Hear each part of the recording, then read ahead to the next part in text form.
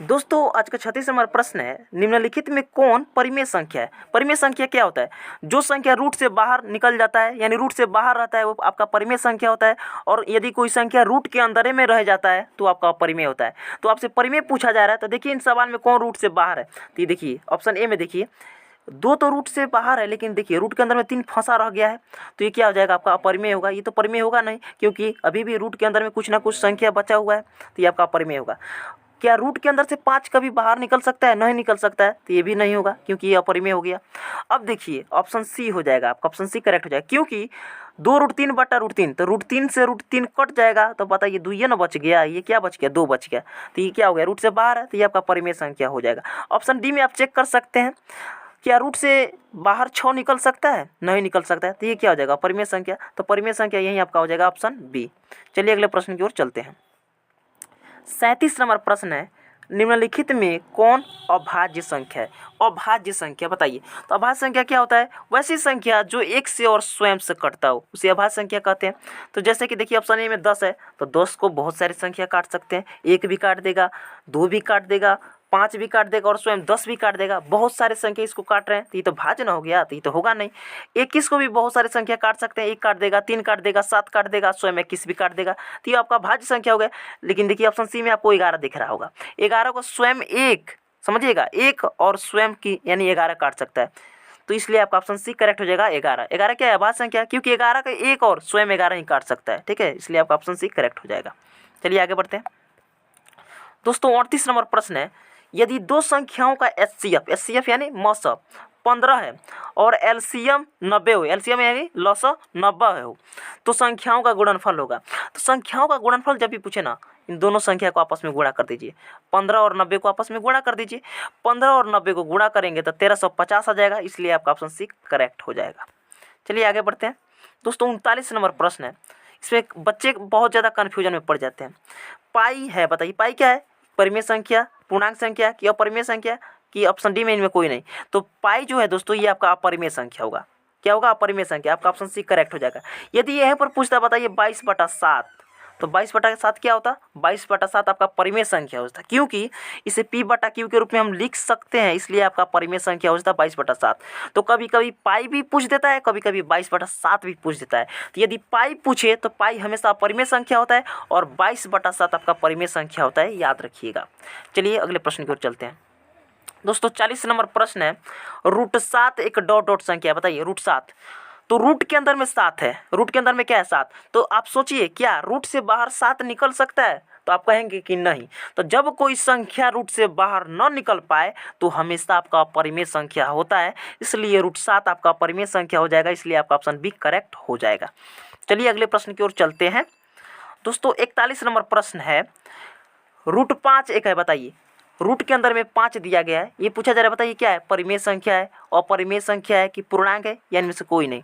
तो रूट के अंदर में 5 है, तो बता जाइए क्या रूट से बाहर कभी 5 निकल सकता है? तो 5 कभी भी रूट से बाहर नहीं निकल सकता है। तो जब कोई संख्या रूट से बाहर नहीं निकल पाता है तो आपका हमेशा वो अपरिमेय संख्या होता है, इसलिए आपका ऑप्शन बी करेक्ट हो जाएगा, अपरिमेय संख्या।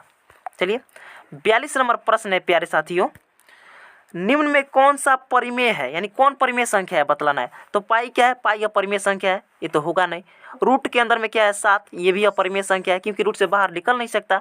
ऑप्शन डी में आपको दिख रहा होगा, देखिए 3√3/√2, तो 3 तो बाहर है, लेकिन रूट के अंदर में 3 है, तो रूट से कभी भी 3 बाहर नहीं निकल सकता, रूट से कभी भी बाहर 2 नहीं निकल सकता, तो ये भी होगा नहीं। तो आपका ऑप्शन सी ही होगा, आप चेक कर सकते हैं। देखिए रूट के अंदर में 16/25 है, 16/25 है, तो रूट के अंदर में 16 है, तो जब ये रूट से बाहर निकलेगा तो ये क्या हो जाएगा? 4 हो जाएगा, और ये 25 जो है रूट से बाहर निकलेगा तो ये 5 हो जाएगा, यानी 4/5 क्या हुआ? रूट से बाहर निकल गया कि नहीं? तो ये रूट से क्या है? बाहर है, इसलिए आपका ऑप्शन सी करेक्ट हो जाएगा। रूट 16/25 क्या है? एक परिमेय संख्या है, ठीक है। चलिए आगे बढ़ते हैं दोस्तों। 43 नंबर प्रश्न है, निम्न में कौन अलग है?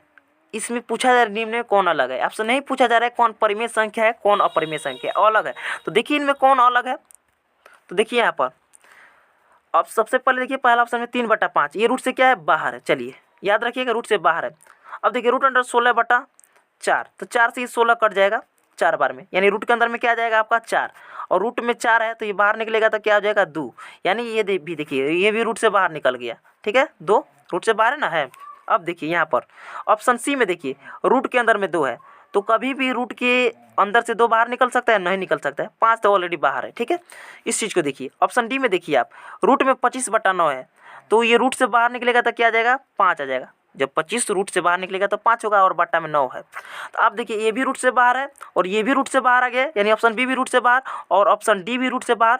ऑप्शन सी रूट से बाहर नहीं निकल पा रहा है, इसलिए आपका ऑप्शन सी करेक्ट हो जाएगा, क्योंकि 5 तो रूट से बाहर है लेकिन रूट के अंदर में अभी भी 2 है, तो ये पूर्ण रूप से भी रूट को त्यागा नहीं है, रूट को छोड़ा नहीं है, इसलिए आपका ऑप्शन सी जो है करेक्ट हो जाएगा। ये सबसे अलग है, यानी ये क्या है, अपरिमेय संख्या है।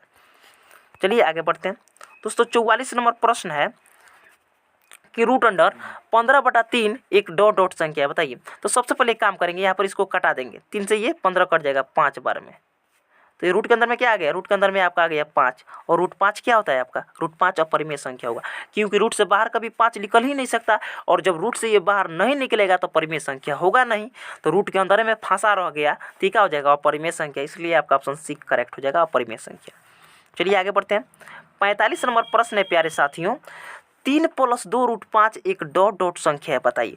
3 बाहर है, 2 बाहर है, क्या रूट 5 बाहर है, नहीं है, रूट के अंदर में 5 है, रूट के अंदर में क्या है, 5 तो बाहर रूट से निकल नहीं सकता, जब रूट से बाहर नहीं निकल सकता तो ये क्या हो जाएगा, अपरिमेय संख्या हो जाएगा। तो 3 + 2 रूट 5 क्या है, ये अपरिमेय संख्या, इसलिए आपका ऑप्शन 1 करेक्ट हो जाएगा, अपरिमेय संख्या, ठीक है।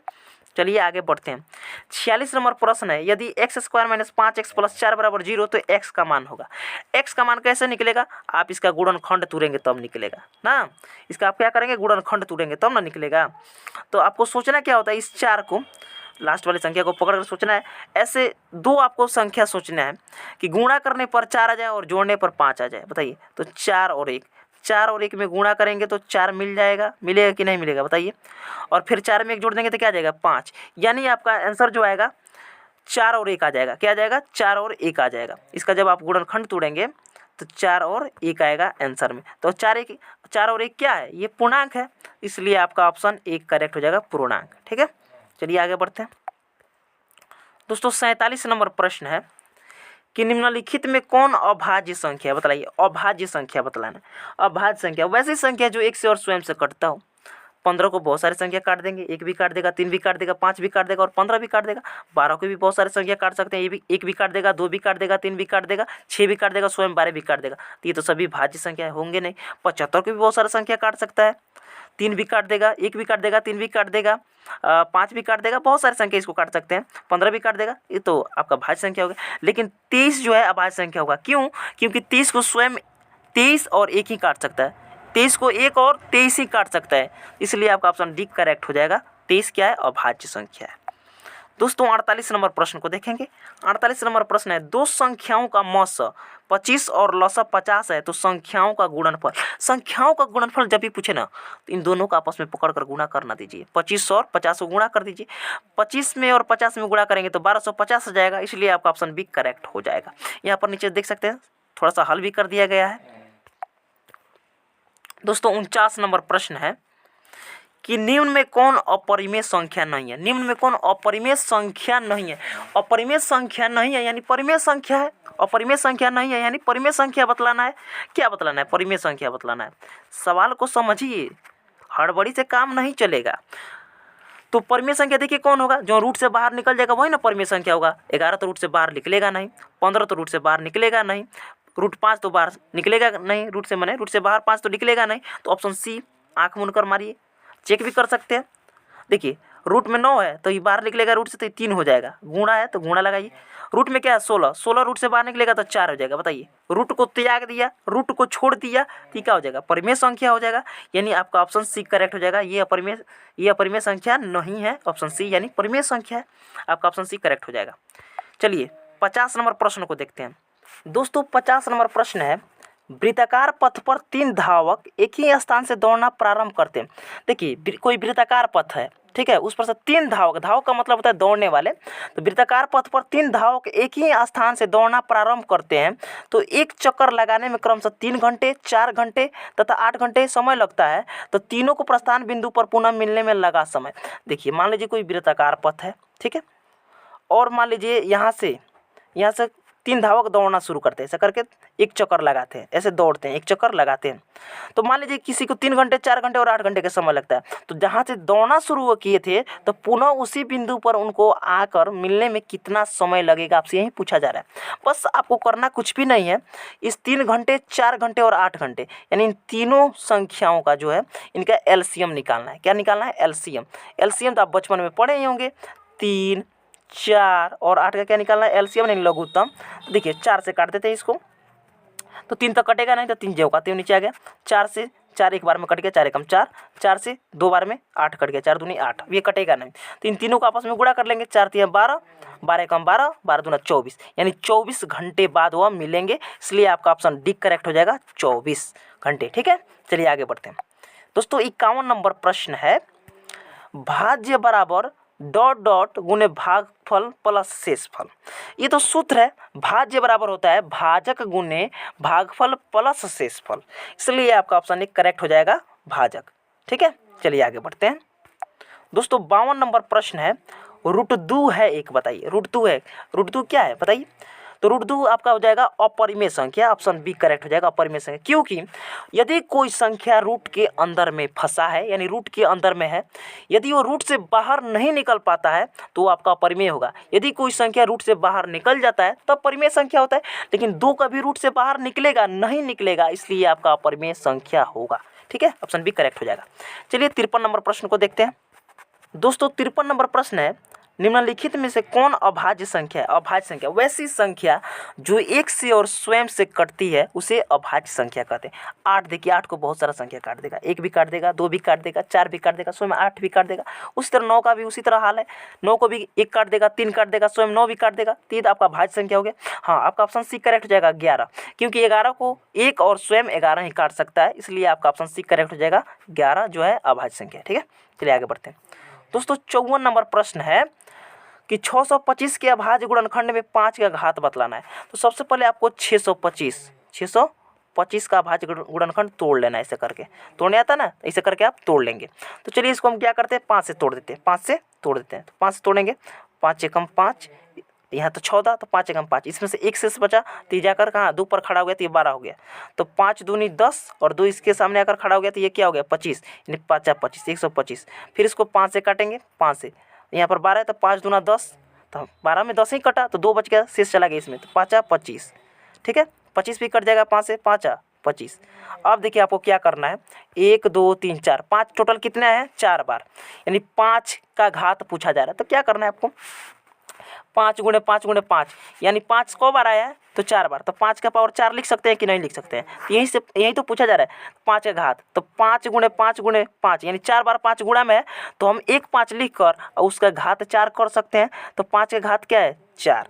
ठीक है, तो 5 का घात क्या हो जाएगा, 4, इसलिए आपका ऑप्शन डी करेक्ट हो जाएगा, 5 का घात 4 होगा। ठीक है, चलिए आज का लास्ट नंबर 55 नंबर प्रश्न को देखेंगे दोस्तों। 55 नंबर प्रश्न, निम्नलिखित में कौन परिमेय संख्या है? परिमेय संख्या, तो जो रूट से बाहर निकल जाएगा वही आपका परिमेय संख्या होगा, जो रूट के अंदर में फंसा रह जाएगा वो परिमेय संख्या होगा। तो देखिए यहाँ पर, देखिए ऑप्शन ए में देखिएगा, रूट अंडर 49/64 है, तो 49 रूट से बाहर निकल जाएगा तो 7 होगा। क्यों?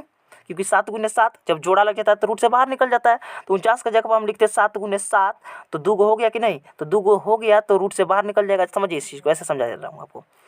देखिए जैसे देखिए यहाँ पर 49 है, तो 49 को मैं लिख सकता हूँ 7 गुणा 7, ठीक, बट्टा में 64 है, तो 64 को मैं 8 गुणा 8 लिख सकता हूँ। अब देखिए रूट के अंदर में जब जोड़ा निकलता है तो इसके बदले एक संख्या बाहर हो जाता है।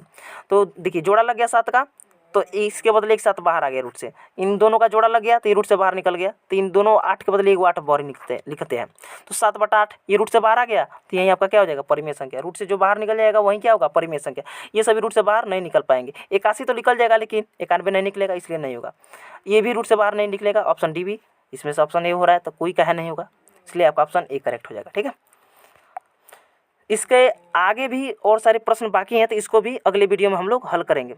तो उम्मीद करता हूं दोस्तों कि यहाँ तक आप सभी को अच्छा से समझ में आया होगा। इस तरह आप लोग डेली पढ़ना चाहते हैं तो आप मेरे इस चैनल को सब्सक्राइब करके हमसे जुड़ जाइए, और आप लोग को कौन सा चैप्टर पढ़ना है, किस टॉपिक पर पढ़ना है, कमेंट करके भी बता सकते हैं। तो फिर मिलते हैं एक नए वीडियो के साथ, तब तक के लिए जय हिंद, वंदे मातरम।